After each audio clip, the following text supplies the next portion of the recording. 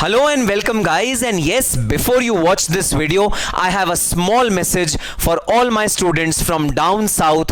I know guys, you face problem in watching some of my videos which are not made in English, they are made in Hindi. But guys, the courses which I have launched only in Hindi for the benefit of the country as whole, those courses are not available in English. I know you face difficulty in watching certain videos which are made in Hindi, but it's a promise, it's a commitment to all of you. I will soon come up with marathons of my respective subjects which will be entirely in English. And yes, just like I've recorded cost audit and BVM SPM in English, I commit to you that I have this plan in mind that I'll be coming up with English videos for other subjects as well. Till that time, I will be putting up marathons, I'll be putting up some short videos on the subjects. Enjoy those videos. And yes, now enjoy this particular video. All the very best and happy studying. Hello and welcome guys, and welcome to this session of the international transactions. भाई international transaction या international taxation का basics हमने पढ़ा अपने last lectures में, और उस basics में हम लोगों ने ये देखा कि कितना ज़्यादा इंपॉर्टेंट है इंटरनेशनल ट्रांजैक्शंस को या इंटरनेशनल टैक्सेशन को कंट्रोल करना, क्योंकि इंटरनेशनल लेवल पे डबल टैक्सेशन का होता है बहुत ज़्यादा डर। फिर डबल टैक्सेशन के अलावा टैक्स अवॉइडेंस का भी डर है। बहुत ज्यादा ओवर स्मार्ट लोग टैक्स अवॉइड करने की कोशिश करते हैं जहां पर भी इंटरनेशनल ट्रांजैक्शन की बात आती है या इंटरनेशनल टैक्सेशन की बात आती है। तो दोनों चीजों को हमें रोकना है। नंबर वन, इंटरनेशनल टैक्सेशन के दौरान इंटरनेशनल ट्रांजैक्शन होते हुए डबल टैक्सेशन को भी रोकना है। किसी एक असेसी के हाथ में दो बार सेम इनकम पे टैक्स नहीं लगना चाहिए अलग अलग ज्यूरिसडिक्शन पे। यह है objective number one. Objective number two, दो अलग अलग ज्यूरिसडिक्शन में टैक्स रेट के डिफरेंट होने की वजह से असेसी को कोई नाजायज बेनिफिट नहीं उठाने देना है हमको। दोनों ही ऑब्जेक्टिव्स को फुलफिल करता है हमारा इंटरनेशनल टैक्सेशन के रूल्स एंड रेगुलेशंस। तो आज जो टॉपिक हम लोग स्टार्ट करने जा रहे हैं वो इंटरनेशनल टैक्सेशन का one of the most important topic है। भाई टॉपिक का नाम है transfer pricing section 92। Transfer pricing section 92। तो इससे पहले कि हम चैप्टर स्टार्ट करें, हाँ इससे पहले कि हम इसका एक्सप्लेनेशन स्टार्ट करें, इसका मतलब क्या होता है, what is the meaning of transfer pricing, आओ जरा पहले ये समझते हैं ट्रांसफर प्राइसिंग की जरूरत कहां से अराइज हुई, ट्रांसफर प्राइसिंग का बेसिकली नीड कहां से एमिनेट हुआ। तो भाई एक वर्ड है, वर्ड देखना क्या है, प्रॉफिट शेयरिंग, या फिर एक और वर्ड है, मैं एक और वर्ड लिख रहा हूं, income erosion, profit shifting, profit shifting या इनकम इरोजन। सर इन दोनों वर्ड्स का क्या मतलब? प्रॉफिट शिफ्टिंग, अरे भाई मैं एक बहुत बड़े बहुत अच्छे एक व्यापारी को जानता हूं, बहुत ज्यादा पैसा कमाते थे वो लोग, बहुत मोटा उनका बिजनेस था, उनके दिल्ली की पॉश कॉलोनी में उनका बंगलो था, उनकी बहुत अच्छी अच्छी जगह रहने की जगहें थीं, लेकिन इवेंचुअली उनके बिजनेस में हुआ बहुत ज़बरदस्त लॉस, जिसकी वजह से उनकी सारी की सारी प्रॉपर्टी बिक गई।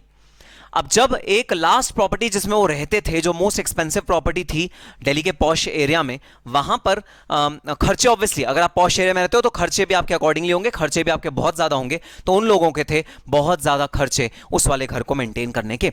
तो उन्होंने क्या सोचा, उन्होंने सोचा चलो खर्चों को थोड़ा कम करते हैं और हम लोग अपना घर शिफ्ट कर लेते हैं ऐसी जगह जहां खर्चा कम हो। This is known as the concept of shifting. तो आप अपना घर किसी ऐसी जगह शिफ्ट करते हो जहां पर कि खर्चे कम हो, ताकि अगर आपके बिजनेस में लॉस हुए हैं तो आप उन लॉसेस को रिक्यूपरेट कर पाओ, ज्यादा खर्चा ना करो, इनकम को थोड़ा सा सेव कर पाओ। This is known as shifting of your house. क्या मतलब है प्रॉफिट शिफ्टिंग का? सर प्रॉफिट शिफ्टिंग का मतलब मुझे अपने प्रॉफिट्स ट्रांसफर करने हैं ऐसी जगह जहां पर टैक्स लगे कम। जैसे मैं घर ट्रांसफर करता हूं एक जगह से दूसरी जगह ताकि एक्सपेंसेस हो जाएं कम, वैसे ही मैं अपना प्रॉफिट शिफ्ट करना चाहता हूं ऐसी जगह जहां टैक्स लगे कम। सर कुछ समझ नहीं आया, क्या बोलने की कोशिश कर रहे हो? आओ समझते हैं कि एग्जाम्पल से what do you mean by profit sharing, profit shifting या इनकम इरोजन, जिसकी वजह से ट्रांसफर प्राइसिंग रेगुलेशंस ने जन्म लिया। तो एक कंपनी है भाई, बहुत बड़ी कंपनी, यूएस की कंपनी है, और कंपनी को मैं नाम भी दे रहा हूं। इस कंपनी का नाम है Oracle Systems Inc. It is a United State generated company. It's emanated from United States of America. इसके हेडक्वार्टर्स भी यूनाइटेड स्टेट्स ऑफ अमेरिका में हैं, और ये आप सबको पता है क्या बिजनेस करते हैं। ओरेकल का सॉफ्टवेयर बनाते हैं, और हाईली एफिशिएंट सॉफ्टवेयर है। पूरे वर्ल्ड में ओरेकल को वाइडली यूज करा जाता है। करोड़ों रुपए का प्रॉफिट, बहुत जबरदस्त कैश रिच कंपनी है, बहुत जबरदस्त प्रॉफिट्स हैं। और यूएस में ये कंपनी अपना टैक्स देती है और यूएस में आराम से अपना बिजनेस करती है। अब यूएस कंपनी इंडिया की तरफ देख रही है, और इंडिया की तरफ देख के कहती है, अरे भाई इंडिया में तो जबरदस्त मार्केट है मेरे सॉफ्टवेयर के लिए, इंडिया में तो जबरदस्त क्लाइंट बेस है मेरे सॉफ्टवेयर के लिए, मैं बिजनेस इंडिया में जाके करना चाहती हूं। कंपनी को पता लगा इंडिया में टैक्स रेट है 30%, यूएस में टैक्स रेट है 15%। कंपनी कहती है, अरे बाप रे, डबल टैक्स रेट है इंडिया में, 30% का टैक्स रेट है इंडिया में। अब जैसे ही वो एक्साइटेड थी कंपनी, यूएस वाली कंपनी इंडिया में आने के लिए, उसने अपने पैर लिए थाम, थोड़ी सी थम गई। उसने कहा, रुको रुको रुको, इंडिया में टैक्स रेट है 30%, बहुत ज्यादा टैक्स रेट है भाई, बहुत एनॉर्मस टैक्स रेट है। क्या समझदारी होगी इस टैक्स रेट पे इंडिया में काम करने के लिए? तो देखो, समझदारी तो होगी, क्योंकि अल्टीमेटली 70% तो हमारी जेब में जाएगा ही जाएगा। लेकिन as a prudent businessman, as a समझदार बिजनेसमैन, मैं कुछ ऐसे तरीके ढूंढूंगा जिन तरीकों के चलते मुझे इस 30% में से कुछ रिलीफ मिल जाए, मुझे इंडिया की गवर्नमेंट को टैक्स ना देना पड़े। मैं कुछ ऐसे तरीके ढूंढूंगा। ठीक है भाई। तो भाई यूएस कंपनी ने अपने टैक्स कंसल्टेंट्स को हायर किया। टैक्स कंसल्टेंट कौन थे यूएस कंपनी ओरेकल के? टैक्स कंसल्टेंट थे one of the biggest and the largest income tax consultancy firm of the world, Ernst and young. उसका नाम है ईवाई। तो ओरेकल इंक ने ईवाई से पूछा, सुनो ईवाई, मैं इंडिया में अपनी सब्सिडरी खोलना चाहता हूं। उस सब्सिडरी का पता है क्या नाम होगा? उस सब्सिडरी का नाम होगा OIPL, Oracle India Private Limited. इस सब्सिडरी के थ्रू मैं इंडिया के कस्टमर्स को टैप करूंगा, इंडिया के कस्टमर को अपने सॉफ्टवेयर बेचूंगा, और वो सॉफ्टवेयर इंडिया के कस्टमर यूज करेंगे, प्रॉफिट सारा मैं रख लूंगा अपने पास। ईवाई ने कहा, जो भी बिजनेस ओरेकल इंडिया के थ्रू होगा फुल्ली टैक्सेबल होगा ओरेकल इंडिया के हाथ में, एट द रेट ऑफ 30% के रेट में फुल्ली टैक्सेबल हो जाएगा प्रॉफिट इंडिया के हाथ में। तो हां, आपका जो ऑब्जेक्टिव टैक्स सेव करना का था, आपका जो ऑब्जेक्टिव टैक्स को थोड़ा कंट्रोल करने का था, वो फुलफिल नहीं होगा अगर आपने सब्सिडरी एस्टैब्लिश करी इंडियन लॉज के अंडर, कंपनीज एक्ट के अंडर। वो इनकम टैक्स में भी भाई इक्वली रेलिवेंट होगी, और उस पर टैक्स आपको पे करना पड़ेगा 100%। 100% इनकम पे 30% का टैक्स पे करना पड़ेगा। अब यूएस कंपनी ने थोड़ा सोचा, अरे भाई 30% तो बहुत ज्यादा टैक्स रेट है। तो यूएस कंपनी में भी टैक्स जानने वाले जानकार लोग थे। उन्होंने उन जानकार लोगों से, दूसरे अपने कंसल्टेंट से बोला, अच्छा सुनो, सब्सिडरी का आइडिया कैंसिल, सब्सिडरी नहीं एस्टैब्लिश करेंगे, छोड़ दो सब्सिडरी का आइडिया। लेकिन सुनो, क्या अगर मैं अपनी छाया, अपनी शैडो इंडिया में भेजूं, कोई रियल पर्सन ना भेजूं, कोई एंटिटी एस्टैब्लिश ना करूं, लेकिन मैं अपना प्रतिरूप इंडिया में भेजूं? मतलब एक कोई बंदा इंडिया में होटल से काम करेगा, तो यह है भाई होटल ताज होटल। ताज होटल में हमारा एक बंदा इंडिया में रहेगा, कोई लीगल एंटिटी नहीं होगी उसकी, कोई उसकी लीगल आइडेंटिटी नहीं होगी, कोई कंपनी नहीं होगा, कोई एओपी बीओआई एचएफ नहीं होगा, किसी भी तरह का पर्सन नहीं होगा, वो सिर्फ एक इंडिविजुअल होगा जो कोई परमानेंट लोकेशन भी उसने नहीं ली हुई इंडिया में जाके। उसने तो ताज होटल में एक रूम बुक कराया हुआ है। उस रूम से उसका क्या काम होगा? उस रूम से उसका काम यह होगा कि वो डिफरेंट लोगों को कॉन्टैक्ट करेगा जो क्लाइंट होंगे, और उन क्लाइंट को बोलेगा डायरेक्ट पेमेंट कर दो ओरेकल यूएस को, और अपना सॉफ्टवेयर चलवा लो, और सॉफ्टवेयर के ये फीचर्स हैं, मैं तुम्हारी पूरी मदद कर दूंगा यूएस के लोगों से कोऑर्डिनेट कराने में। तो ये जो बंदा इंडिया में बैठा हुआ है, जो किसका एम्प्लॉय है? ओरेकल सिस्टम्स कॉर्पोरेशन का एम्प्लॉय है। क्या ये बंदा अगर इंडिया में आ जाए और हम कोई एंटिटी ना दिखाएं इंडिया में, तो क्या टैक्स बच सकता है? क्या बोला होगा टैक्स कंसल्टेंट्स ने? नहीं भाई नहीं, टैक्स नहीं बचेगा। क्यों? Permanent establishment, any permanent establishment of a foreign company in India is liable to tax।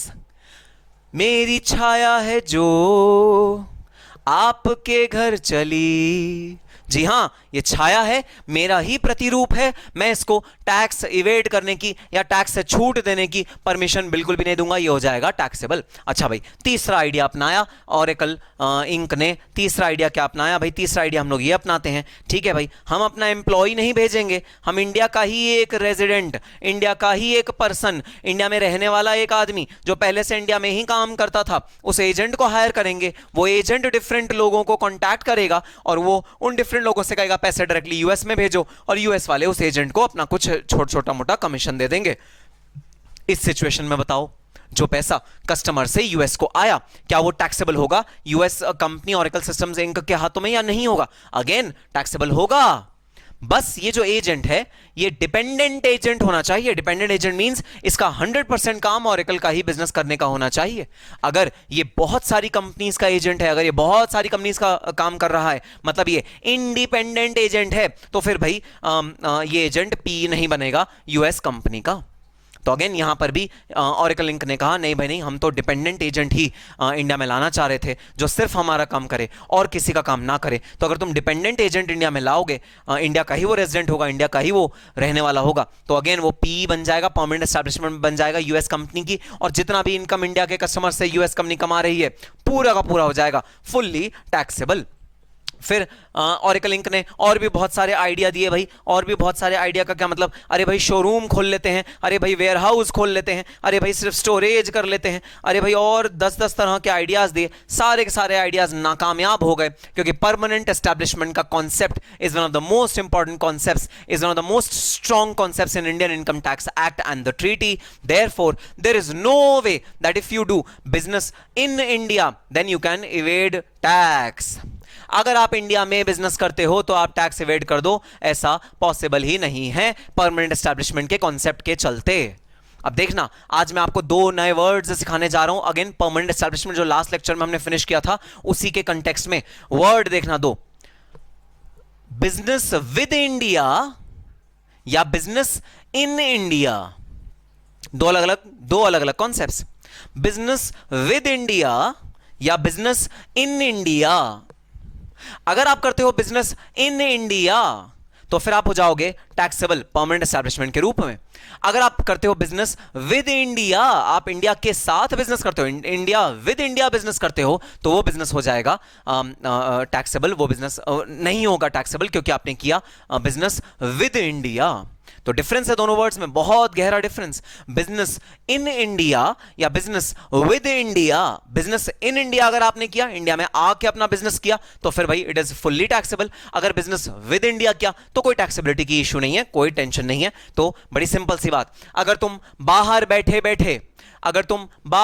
बैठे इंडिया में बगैर आए, इंडिया में बगैर अपना पीई, अपनी छाया भी भेजे, देखो अगर परमानेंट कुछ भेज दोगे तो इंडिया में टैक्स लगेगा ही लगेगा, अगर छाया भी भेजोगे तो भी इंडिया में टैक्स लगेगा। अगर बिना छाया भेजे, बिना कुछ परमानेंट इंडिया में अपना स्ट्रक्चर भेजे, अगर तुम इंडिया में आके बिना आए बिजनेस करते हो तो हम उसको टैक्सेबल नहीं करार देंगे। लेकिन अगर तुमने अपने कदम, अपनी छवि, अपनी छाया, अपना प्रतिरूप, अपनी फोटोकॉपी इंडिया में भेज दी तो फिर हम तुम्हें टैक्सेबल कर लेंगे।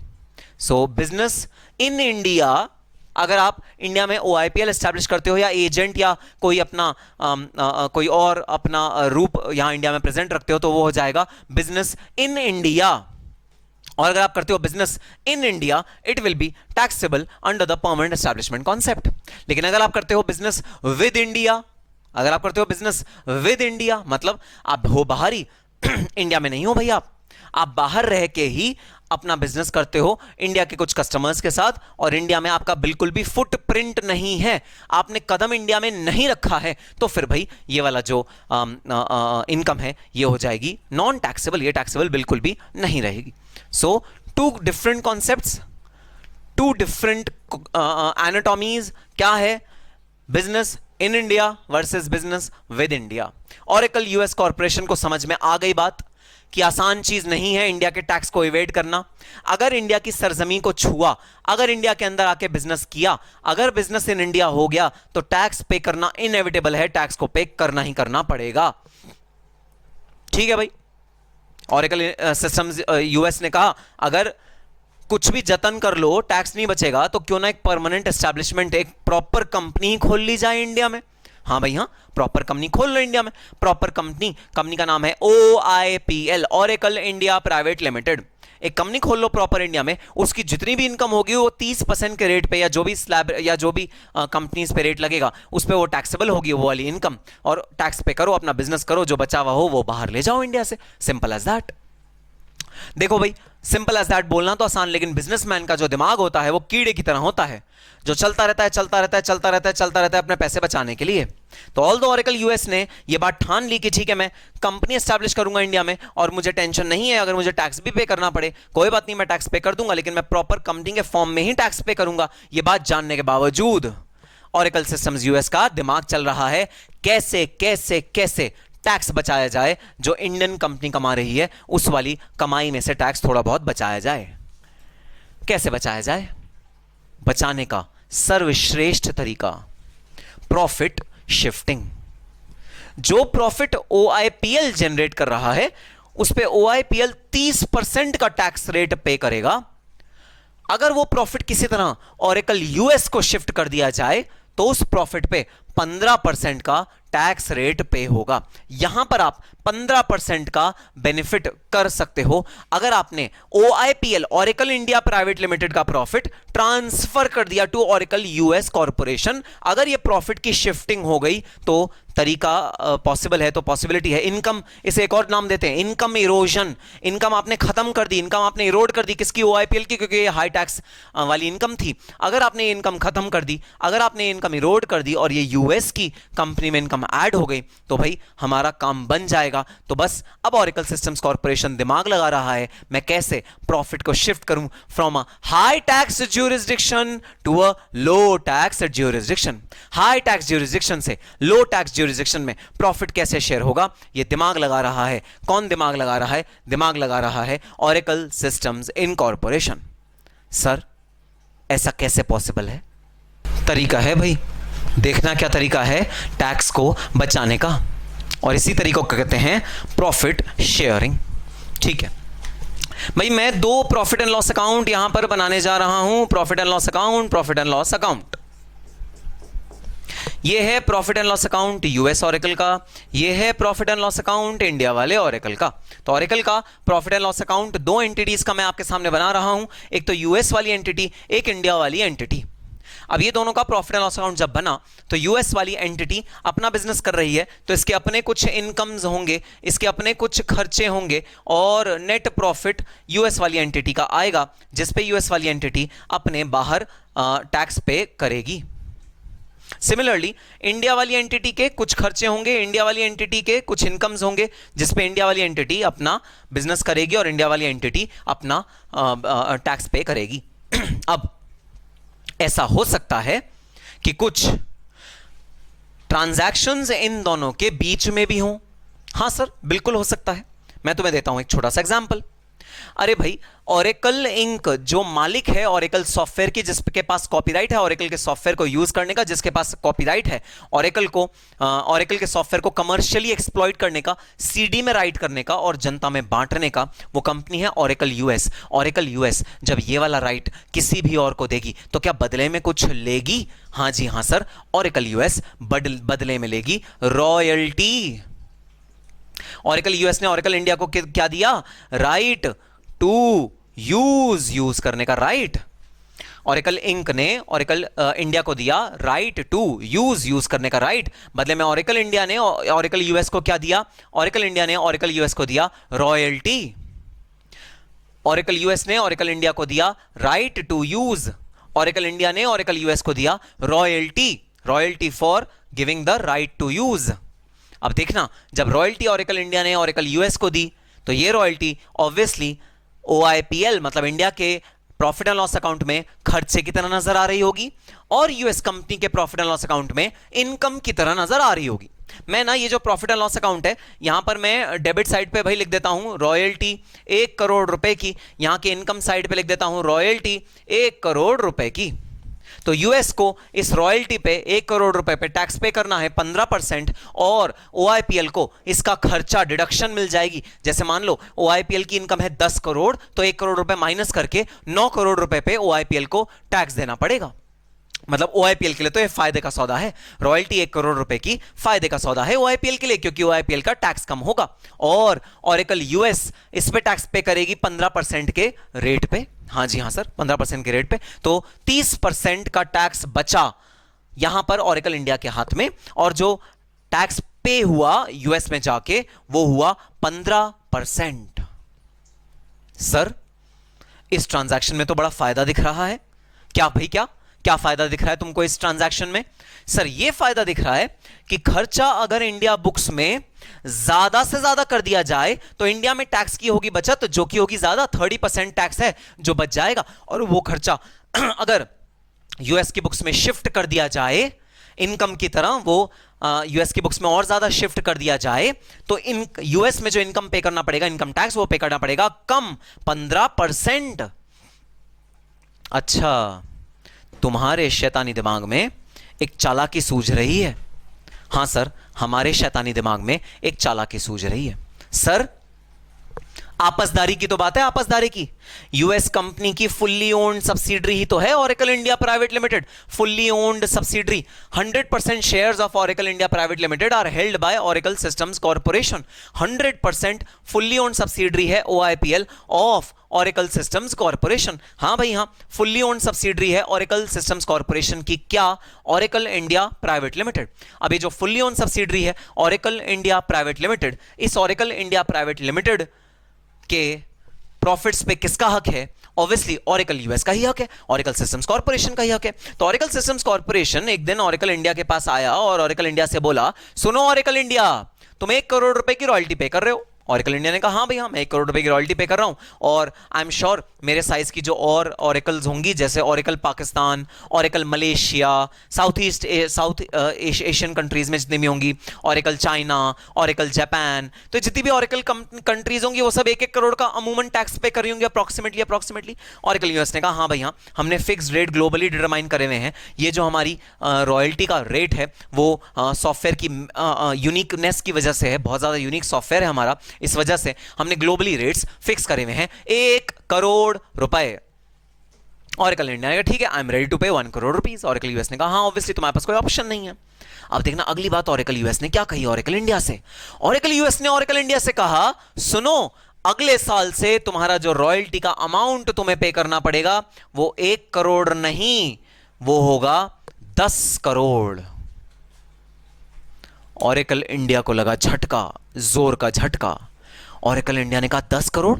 क्यों भाई क्यों? क्या आप ग्लोबली अपने रॉयल्टी के रेट्स बढ़ा रहे हो? ऑरेकल यूएस ने कहा नहीं नहीं, ग्लोबली नहीं बढ़ा रहे। ये जो स्पेशल प्रिविलेज दिया जा रहा है, ये जो स्पेशल ट्रीटमेंट हो रहा है, ये सिर्फ और सिर्फ तुम्हारे साथ हो रहा है। Oracle India, this is just for you. Oracle India एकदम घबरा गया। ऑरेकल ने कहा ये क्या हुआ भाई, 10 करोड़ रुपए आप सडनली हमसे 9 करोड़ रुपए फालतू क्यों चार्ज कर रहे हो? समझो, आपका भी तो 10 करोड़ रुपए का इनकम बढ़ जाएगा अगर आप मेरे से 10 करोड़ रुपए चार्ज करोगे। तो सुनो यूएस वालों, आपका भी तो इनकम 9 करोड़ रुपए से बढ़ जाएगा। यूएस ने कहा यही तो हम चाहते हैं। हम लोग इंडिया में खर्चा ज्यादा बुक करना चाहते हैं ताकि इंडिया में प्रॉफिट बहुत कम रहे, और जो 30% टैक्स है वो बहुत कम प्रॉफिट पे लगेगा, तो टैक्स कम लगेगा, और हम सारा का सारा प्रॉफिट यूएस ले जाना चाहते हैं ताकि यूएस में जो प्रॉफिट लगे, प्रॉफिट पे टैक्स लगे वो सिर्फ और सिर्फ 15% का लगे और हमारा हो जाए फायदा। अगर ये 9 करोड़ रुपए मैं इंडिया में छोड़ दूंगा तो इस पे जो टैक्स पे करना पड़ेगा वो होगा 9 करोड़ पे 30%, 2.7 करोड़।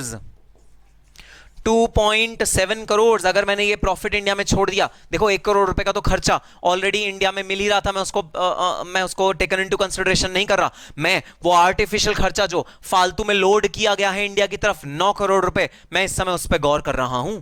तो ऑरेकल यूएस कहती है कि अरे भाई, तुम्हें 9 करोड़ रुपए पे 2.7 करोड़ का टैक्स पे करना पड़ जाएगा। तुम्हारा जो प्रॉफिट होगा वो 9 करोड़ से ज्यादा होगा अगर मैंने ये लोडिंग तुम्हारे यहां नहीं करी, और अगर वो 9 करोड़ रुपए से ज्यादा हुआ तो तुम्हें टैक्स कितना बियर करना पड़ेगा? टैक्स बियर करना पड़ेगा 2.7 करोड़ रुपीस। और अगर ये प्रॉफिट चला गया यूएस तो 9 करोड़ रुपीस पे कितना परसेंटेज टैक्स लगेगा? सिर्फ और सिर्फ 15% टैक्स लगेगा। 15% मींस इसका आधा कर लो, आधा 1.35 करोड़। 1.35 1.35 करोड़। अगर ये 9 करोड़ रुपए यूएस चला गया तो इस 9 करोड़ रुपए पे जो टैक्स देना पड़ेगा वो पे करना पड़ेगा 1.35 करोड़। तो एज अ ग्रुप अपने आप को, ऑरेकल यूएस देखो ऑरेकल इंडिया को समझा रहा है, अपने आप को अलग मत समझो हमसे, हम तुम्हारे ही ग्रुप के मेंबर्स हैं। अगर हमें अलग समझोगे तो तुम्हारा नुकसान होगा, अलग मत समझो हमें, हम तुम्हारे ही ग्रुप के मेंबर्स हैं। ग्रुप के मेंबर होने की वजह से अगर एट अ ग्रुप लेवल देखा जाए तो 1,35,00,000 रुपए का हो जाएगा बेनिफिट टैक्स के रिस्पेक्ट में। भारत सरकार जहां पर प्रॉफिट डिजर्व करती थी, टैक्स डिजर्व करती थी 2.7 करोड़ 9 करोड़ पे, अब वो 1 भी रुपए का टैक्स नहीं लेगी और यूएस की सरकार हमसे 1.35 करोड़ का टैक्स लेगी। तो बेनिफिट होगा भाई, हमारा टैक्स अमाउंट जो होगा वो हो जाएगा कम। इसे बोलते हैं प्रॉफिट शिफ्टिंग। आप प्रॉफिट को शिफ्ट कर रहे हो from a high tax jurisdiction to a low tax jurisdiction. Similarly अगर और कोई इनकम होगी जो इंडिया की बुक्स में आ रही होगी, यूएस कोशिश करेगा उस बुक्स को उस प्रॉफिट को अपनी बुक्स में लाने के लिए।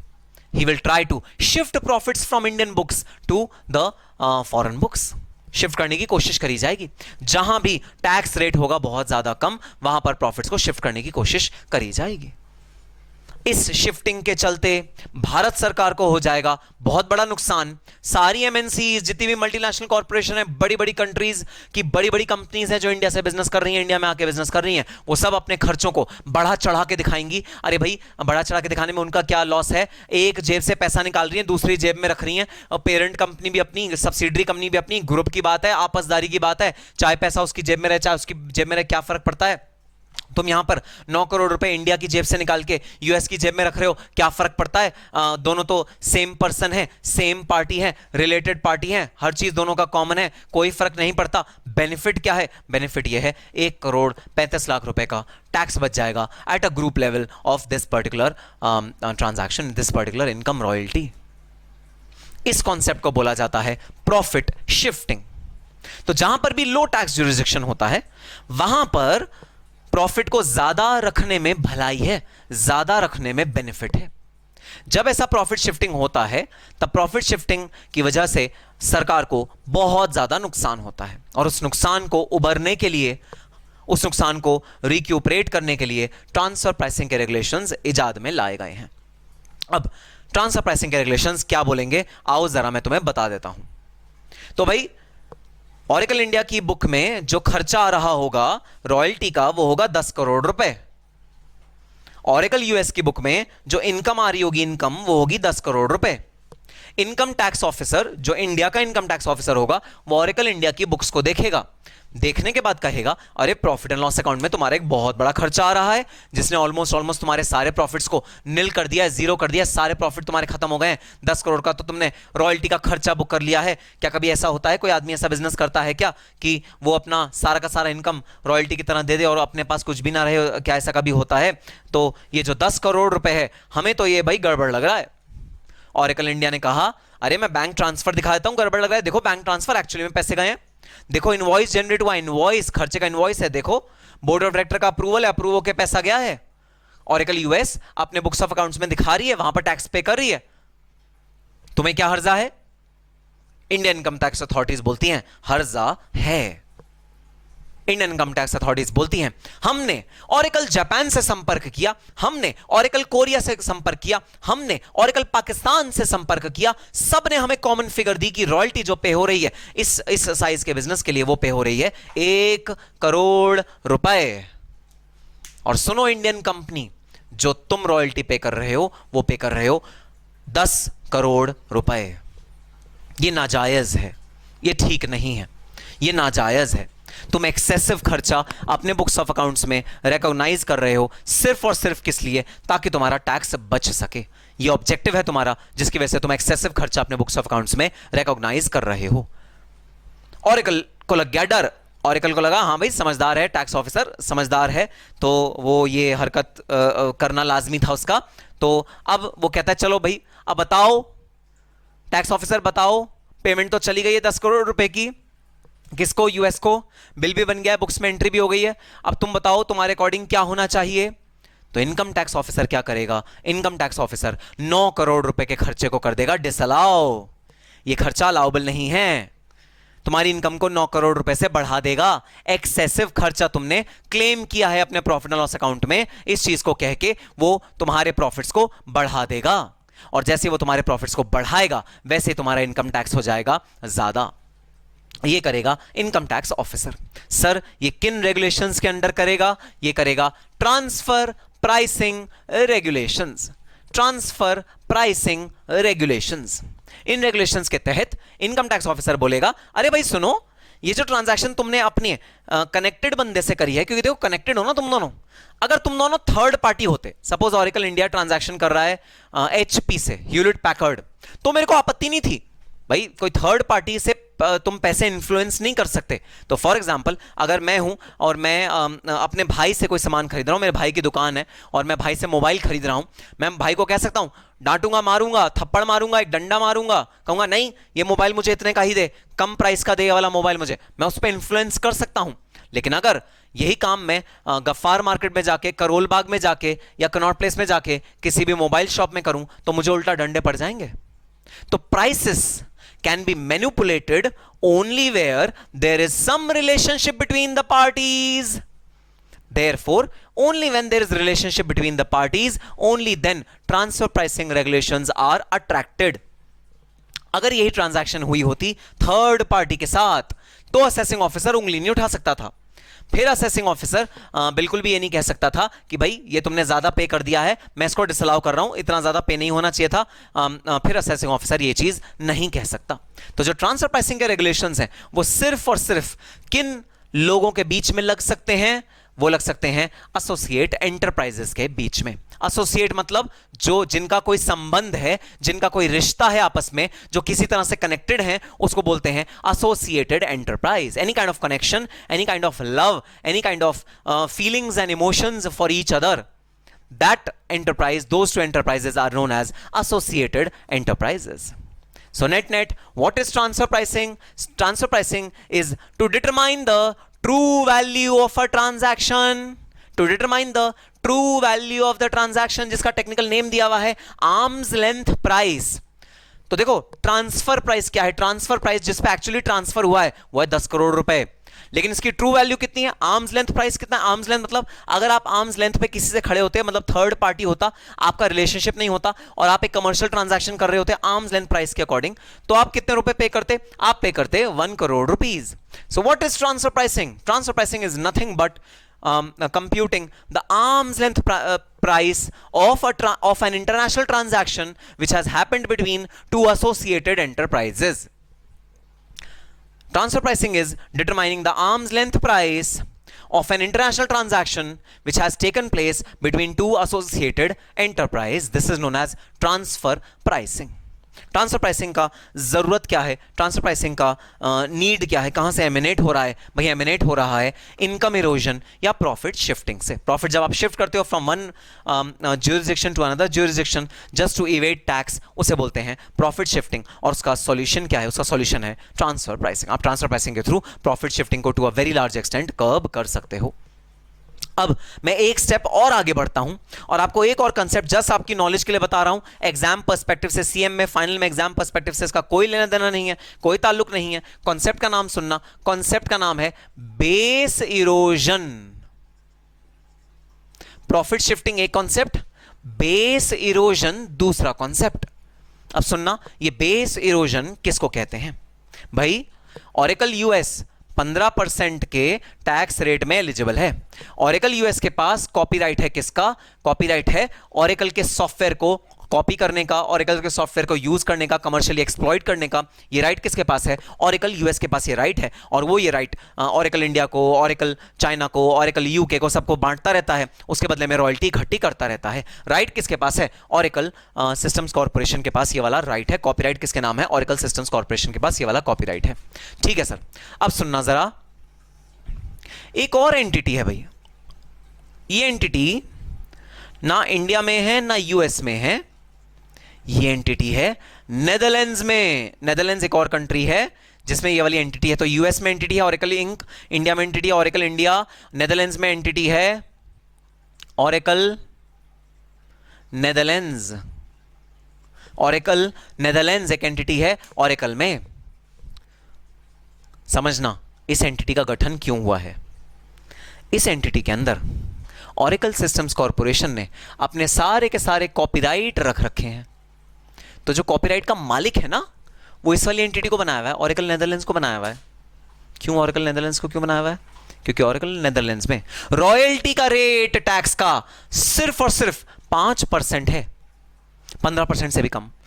तो ऑरेकल यूएस अगर रॉयल्टी लेगा किसी और कंट्री से, टैक्स लगेगा 15%। ऑरेकल नेदरलैंड्स लेगा किसी कंट्री से रॉयल्टी, तो टैक्स लगेगा 5%।